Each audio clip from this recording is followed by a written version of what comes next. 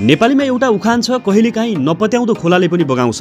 यति बेला फिल्म परानको सन्दर्भमा यो बिल्कुलै मेल खाएको देखिन्छ। प्रदर्शन अघि सामान्य आकलन गरिएको यो फिल्मले अहिले बक्स अफिसमा सुनामी ल्याएको छ। प्रदर्शनको पहिलो दिन शुक्रबार मुस्किलले 6 लाख कमाएको फिल्मले दोस्रो साताको अन्त्यसम्म आइपुग्दा ब्लकबस्टरको बाटो समातेको छ। फिल्मले दोस्रो साताको शनिबार एकै दिन 1 करोड 20 लाख कमाएको थियो। यो प्रदर्शन यताकै उच्च कमाइ थियो। शनिबार पछि पनि फिल्मको व्यापारिक रफ्तार खस्किएको छैन, बरु अझ आक्रामक देखिएको छ। बिहीबार 209 शो मध्ये दिउँसो 2 बजेसम्म फिल्मका 150 भन्दा बढी शो हाउसफुल भएका छन्। साँझका शोहरू पनि उल्लेख्य मात्रामा टिकट बिक्री भइरहेका छन्। गत शुक्रबार प्रदर्शन भएको फिल्म जारी 2 ले परानलाई ठूलो असर गर्ने धेरैले आकलन गरेका थिए, तर यति बेला दृश्य फरक देखिएको छ। जारी 2 ले अपेक्षित प्रतिक्रिया नपाउँदा यसका धेरै शो गुमिसकेका छन्, जसको फाइदा परानलाई भएको छ।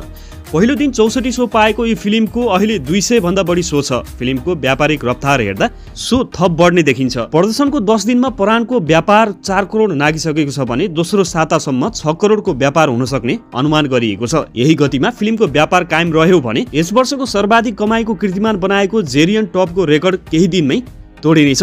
कतिपयले पूर्णबहादुरको सारङ्गीको कीर्तिमान समेत अब खतरामा रहेको तर्क गरिरहेका छन्। यो फिल्मले दर्शकको ठूलो जमातलाई आकर्षित गर्नुको मुख्य कारण यसको भावनात्मक कथावस्तु र कलाकारहरूको अभिनय हो।